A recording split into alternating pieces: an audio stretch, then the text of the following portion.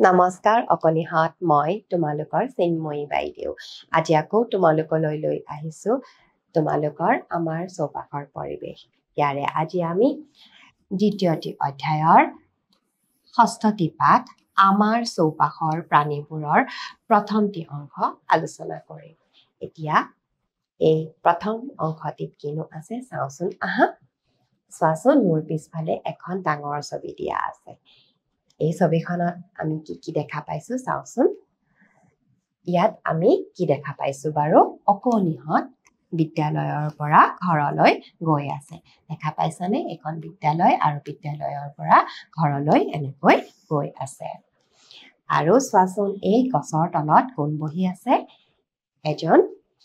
মানুহ বহি আছে আৰু তেওঁ কি কৰি আছে মাছ ধৰি আছে তেওঁ জালেৰে মাছ ধৰি আছে দেখা পাইছানে বাৰু এতিয়া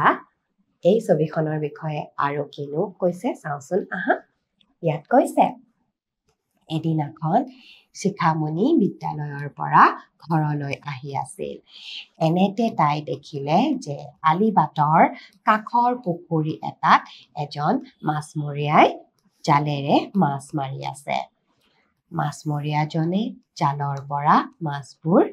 এৰুৱাই খালৈত ভৰাইছে এতিয়া চোৱাচোন শিখামণি বিদ্যালয়ৰ পৰা ঘৰলৈ গৈ আছিল তেওঁ কি দেখা পালে এজন মাছমৰীয়াই জালেৰে মাছ ধৰি আছিল আৰু তেওঁ কি কৰিছে জালৰ পৰা এৰুৱাই মাছবোৰ এই খালৈত ভৰাই আছে দেখা পাইছানে বাৰু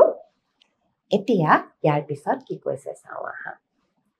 চোৱাচোন এয়া মাছ জালৰ পৰা এৰুৱাই এয়া খালৈত ভৰাই আছে ইয়াৰ পিছত কৈছে মাছৰ সৈতে উঠি অহা ভেকুলীবোৰ জালৰ পৰা এৰুৱাই মাটিত এৰি দিছে তাই লক্ষ্য কৰিলে যে ভেকুলী কেইটাই মাটি পাই ইফালে সিফালে জঁপিয়াবলৈ ধৰিছে দুটামান ভেকুলীয়ে আকৌ পানীত জাপ মাৰি সাঁতুৰিবলৈ ধৰিছে ভুলবশতঃ মাছমৰীয়াই দুটা মাছ ভেকুলীৰ লগতে মাটিত এৰি দিছিল এতিয়া চোৱাচোন মাছমৰীয়াজনে কি কৰিছে জালৰ পৰা মাছ খালৈত ভৰাইছে কিন্তু জালখনত ভেকুলীও লাগিছে আৰু তেওঁ কি কৰিছে জালৰ পৰা সেই ভেকুলীবোৰ এৰুৱাই মাটিত এনেকৈ এৰি দিছে কিছুমান ভেকুলীয়ে কি কৰিছে জঁপিয়াই ফুৰিছে দেখিছানে মাটিত আৰু কিছুমান ভেকুলীয়ে পানী পাই চোৱাচোন পানীত সাঁতুৰি ফুৰিছে আৰু ভুলবশতঃ সেই মাছমৰীয়াজনে দুটা মাছো এনেকৈ মাটিত এৰি দিলে তাৰে এটা মাছ কি কৰিলে চাওচোন আহা তাৰে এটা মাছ কেনেবাকৈ পানীত পৰি গ'ল পানী পাই মাছটো দূৰলৈ গুচি গ'ল কিন্তু মাটিত পৰি থকা আনটো মাছে ধৰফৰাবলৈ ধৰিলে এতিয়া চোৱাচোন দুটা মাছ মাছমৰীয়াজনে এৰিলে তাৰে এটা মাছ পানীত পাই চোৱাচোন কেনেকৈ পানীত দূৰলৈ গুচি গ'ল আৰু এটা মাছ কিন্তু মাটিত পৰি ধৰফৰাবলৈ ধৰিলে ধৰফৰাইছে তাৰ মানে মাছটোৱে কষ্ট পাইছে এতিয়া শিখামণিয়ে মন কৰিলে যে মাটিত পৰি থকা মাছটোৱে বৰ কষ্ট পাইছে আৰু সেয়ে সি কি কৰি আছে ধৰফৰাই আছে তেতিয়া শিখামণিয়ে ভাবিলে তাইৰ মনত বৰ কৌতূহল হ'ল এতিয়া তোমালোকে বাৰু তেনেকৈ মাছ মাটিত পৰি থাকিলে এনেকৈ ধৰফৰাই থকা দেখা পাইছানে বাৰু তাৰ মানে মাছবোৰে বৰ কষ্ট পায় এনেকৈ মাটিত পৰি থাকিলে গতিকে আমি এনেকৈ মাছসমূহ মাটিত পৰিবলৈ দিব নালাগে আমি কি কৰিব লাগে মাছসমূহক পানীত মেলি দিব লাগে যাতে মাছসমূহে কষ্ট নাপায় তাই বৰ কৌতূহল হ'ল তাই ভাবিলে মাছে কেৱল পানীতহে থাকিব পাৰে আনহাতে ভেকুলীয়ে মাটি আৰু পানী উভয়তে থাকিব পাৰে কিয় তোমালোকে বাৰু ভাবি চাইছানে মাছে কিয়নো অকল বাৰু পানীতে থাকিব পাৰে আৰু ভেকুলীবোৰ দেখা পাইছানে বাৰু ভেকুলীবোৰে মাটিটো সহজে জঁপিয়াই ফুৰে আৰু লগতে পানী পালে পানীটো সাঁতুৰিব পাৰে তোমালোকে বাৰু কেতিয়াবা ভাবি চাইছানে আহাচোন চাওঁ কিয় বাৰু ইয়াত কৈছে মাছৰ কাণ দুখনৰ তলত ৰঙা ৰঙৰ ফুল থাকে কেতিয়াবা ঘৰলৈ মাছ আনিলে তোমালোকে চাবাচোন মাছৰ এনে কাণ থাকে আৰু কাণৰ তলত ৰঙা ৰঙৰ ফুল কিছুমান থাকে এই অংশটোক ফুল বুলি কয় মাছৰ ফুল মাছে পানীত এই ফুলবোৰৰ সহায়ত উশাহ নিশাহ লয় আৰু এই অংশটোৰ সহায়ত তাৰমানে এই কাণখন যেতিয়া আমি উঠাই দিম তাৰ ভিতৰত সেই ফুল থাকে আৰু এই ফুলৰ সহায়তেই মাছে পানীত উশাহ নিশাহ ল'ব পাৰে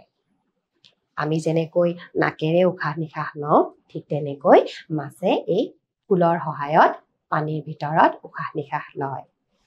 এতিয়া ফুলৰ সহায়ত উশাহ লয় বাবে মাছ পানী অবিহনে জীয়াই থাকিব নোৱাৰে কাৰণ মাছে অকল পানীতহে উশাহ ল'ব পাৰে গতিকে মাটিত সি ধৰফৰাই থাকে মাছে দেহৰ দুয়োকাষে থকা ফান আৰু পিছ অংশত থকা ফিচাৰ সহায়ত পানীত সাঁতোৰে এতিয়া চোৱাচোন এয়া হৈছে মাছৰ ফান আৰু এয়া হৈছে মাছৰ ফিচা আৰু এই দেখিছানে ফানবোৰ ফিচা এই অংশকেইটাৰ সহায়ত মাছে পানীত সাঁতুৰিব পাৰে পানীত থাকে বাবে মাছ এবিধ জলচৰ প্ৰাণী এতিয়া মাছ অকল পানীত থাকিব পাৰে গতিকে সেয়ে মাছক কি বুলি কোৱা হয় জলচৰ প্ৰাণী বুলি কোৱা হয় জলচৰ প্ৰাণী বুলি কোৱা হয় আনহাতে চোৱাচোন ছবিখনত থকা ভেকুলীটোৰ ঠেংকেইখনলৈ মন কৰা এতিয়া চোৱাচোন এই ভেকুলীটোৰ ঠেংকেইখন চোৱাচোন এই ঠেংকেইখনত কি আছে বাৰু ভেকুলীৰ ঠেং চাৰিখনত পতা থকা বাবে ইহঁতে পানীত সাঁতুৰিব পাৰে এই ঠেঙত পতা থাকে আৰু ইয়াৰ সহায়তে ভেকুলীয়ে পানীত সাঁতুৰিব পাৰে ঠেং থকা বাবে ইহঁতে মাটিত জঁপিয়াই ফুৰিবও পাৰে আৰু লগতে ঠেং কেইখন থকা কাৰণে ইহঁতে মাটিত জঁপিয়াইও ফুৰিব পাৰে ঠেঙত পতা থাকে পতাৰ সহায়ত ইহঁতে সাঁতুৰিব পাৰে আৰু ঠেং থকা কাৰণে ভেকুলীবোৰে মাটিত জঁপিয়াই ফুৰিব পাৰে এতিয়া চোৱাচোন গম পালানে বাৰু মাছ পানীত থাকে আৰু লগতে এই ভেকুলীবোৰ পানীতো থাকিব পাৰে আৰু মাটিতো থাকিব পাৰে মাটিত থকা সময়ত ইহঁতে হাওঁফাওঁৰে আৰু পানীত থকা সময়ছোৱাত ছালেৰে উশাহ নিশাহ লয় এতিয়া আমি যেনেকৈ নাকেৰে উশাহ লওঁ হাওঁফাওঁৰে উশাহ লওঁ নাকেৰে উশাহ গৈ আমাৰ হাওঁফাওঁ পায় তেনেকৈ হাওঁফাওঁৰ পৰা আমি উশাহ নাকেৰে উলিয়াই দিওঁ নহয়নে ঠিক তেনেকৈ এই ভেকুলীবোৰৰো মাটিত থাকিলে সেই হাওঁফাওঁৰ সহায়েৰে ইহঁতে উশাহ নিশাহ লয় আৰু পানীত যেতিয়া থাকে তেতিয়া ইহঁতে ছালেৰে উশাহ নিশাহ লয় সেয়ে ইহঁতে মাটিতো থাকিব পাৰে আৰু লগতে পানীতো থাকিব পাৰে মাটি আৰু পানী উভয়তে থাকিব পাৰে